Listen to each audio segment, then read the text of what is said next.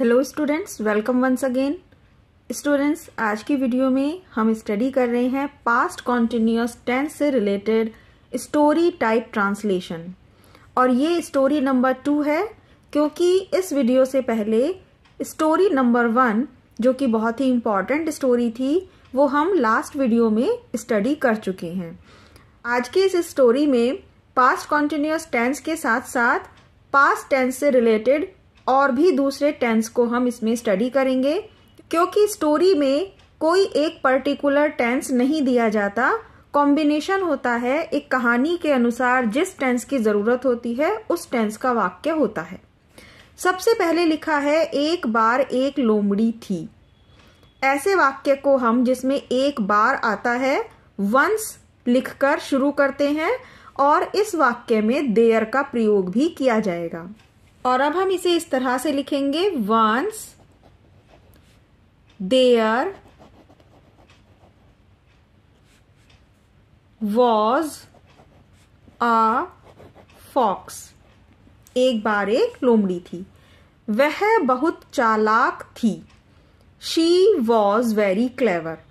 हम यहाँ लोमड़ी के लिए शी प्रोनाउन भी यूज कर सकते हैं, और जानवरों के लिए इट का प्रयोग किया जाता है तो हम इट भी प्रयोग कर सकते हैं।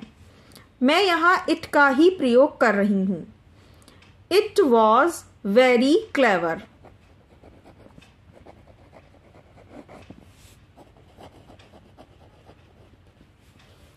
इसके बाद सेंटेंस है, एक बार वह खाने की खोज में घूम रही थी। ये वाक्य पास्ट कॉन्टिन्यूअस टेंस है, क्योंकि लास्ट में आ रहा है रही थी, ये इसकी पहचान है। तो कॉन्टिन्यूअस टेंस में अब हम यहाँ वॉज का प्रयोग करते हुए वर्ब में आईएनजी लिखेंगे। एक बार वह, वंस इट वॉज, घूम रही थी, वेंडरिंग। वेंडर होता है इधर उधर घूमना, और यहां इसमें हम आईएनजी का प्रयोग करके वॉज के साथ कॉन्टिन्यूअस टेंस बना देंगे। Once it was wandering in search of food. खाने की तलाश में, तलाश के लिए आएगा सर्च। खोज में, तलाश में एक ही बात है, सर्च आता है इसके लिए इंग्लिश वर्ड ऑफ फूड, खाने की। इस तरह से इसके बाद लिखा है कुछ समय बाद, आफ्टर सम टाइम। कुछ समय बाद, आफ्टर सम टाइम। उसने पेड़ पर एक कोए को देखा। अब हम यहां से यहां तक सेंटेंस को इंग्लिश में लिखेंगे, क्योंकि कुछ समय बाद की इंग्लिश हमने पहले लिख दी, आफ्टर सम टाइम। उसने देखा, ये टेंस है पास्ट इंडेफिनिट, जिसमें वर्ब की सेकेंड फॉर्म आती है। उसने देखा यानी कि इट सॉ। इट सॉ, देखने की इंग्लिश होती है सी, और सी की सेकेंड फॉर्म है सॉ। इट सॉ, इसने देखा। किसे देखा? एक कोए को, अ क्रो। कहां पर? पेड़ पर, on the tree. After some time it saw a crow on the tree. फिर है, उसकी चोंच में रोटी का एक टुकड़ा था। ये वाक्य पास्ट इंडेफिनिट भी नहीं है और पास्ट कॉन्टिन्यूअस भी नहीं है। ये सिंपल पास्ट है, क्योंकि यहां कोई क्रिया नहीं हो रही है। रोटी का टुकड़ा था, केवल एक सिचुएशन बताई गई है, कोई कार्य नहीं किया जा रहा। इसमें हैड का प्रयोग करेंगे। उसकी चोंच में रोटी का एक टुकड़ा था, it had. It had a piece of bread. चोंच में, in the beak. It had a piece of bread in the beak. Beak मतलब चोंच। इसके बाद हिंदी का सेंटेंस है, लोमड़ी ने उस टुकड़े को लेने का निश्चय किया। ये वाक्य है पास्ट इंडेफिनिट, क्योंकि इसमें वर्ब है निश्चय करना, और इस वाक्य के अंत से हमें पता चलता है कि ये पास्ट इंडेफिनिट है, जिसमें अब वर्ब की सेकंड फॉर्म का यूज करना है। लोमड़ी ने निश्चय किया, लिखेंगे फॉक्स डिसाइडेड। डिसाइड होता है निर्णय करना, डिसाइडेड सेकंड फॉर्म आ गई। फॉक्स डिसाइडेड, लोमड़ी ने निर्णय किया। उस टुकड़े को लेने का, टू टेक। इस वाक्य में दो वर्ब हैं, निर्णय किया, निश्चय किया, और लेने का। अब यहां निश्चय किया तो हम टेंस के अकॉर्डिंग सेकंड फॉर्म में बनाएंगे, और जो दूसरी वर्ब है इसे टू के साथ फर्स्ट फॉर्म में लिखेंगे।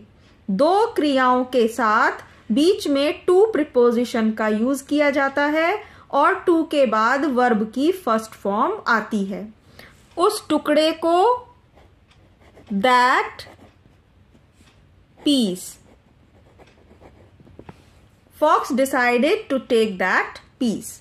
इसके बाद है, उसने एक युक्ति सोची। ये भी वाक्य पास्ट इंडेफिनिट है। उसने सोची, उसने एक प्लान, सोचने का कार्य किया है।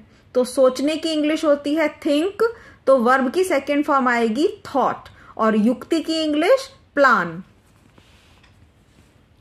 It thought, THOUGHT, thought a plan. It thought a plan. इसके बाद है, वह पेड़ के नीचे बैठ गई।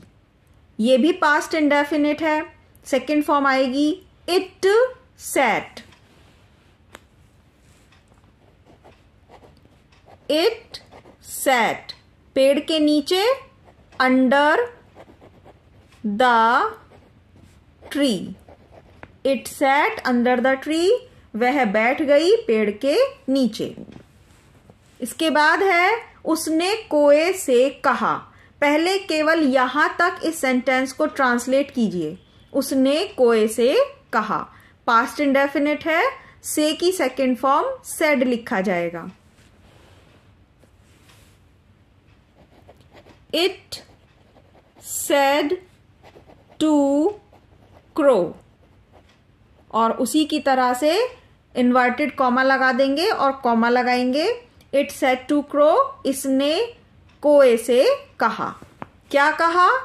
तुम बहुत सुंदर चिड़िया हो। ये हो शब्द आया है तो ये प्रेजेंट टेंस है। तुम बहुत सुंदर चिड़िया हो। You are very beautiful bird. You are very beautiful bird. इसके बाद सेंटेंस है, तुम्हारी आवाज बहुत सुरीली है। ये भी प्रेजेंट टेंस है, इज आर एम का प्रयोग होगा। Your voice is very sweet.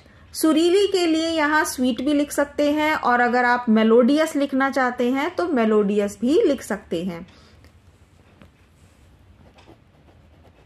Your voice is very melodious. और लास्ट सेंटेंस है, कृपया एक गाना गाइए। प्लीज सिंग अ सॉन्ग, और inverted comma close full stop. Please, कृपया, सिंग अ सॉन्ग, गाना गाइए। ये वाक्य इंपैरेटिव सेंटेंस है जो इसी तरीके से बनाए जाते हैं। Please sing a song verb की फर्स्ट फॉर्म से स्टार्टिंग होती है। तो स्टूडेंट, आई होप ये सेकेंड इंपॉर्टेंट ट्रांसलेशन आपको समझ में आई होगी। तो प्लीज इस वीडियो को लाइक करना और चैनल को सब्सक्राइब करना नहीं भूलिएगा। मिलते हैं एक ऐसी ही इंपॉर्टेंट वीडियो के साथ। Thank you very much.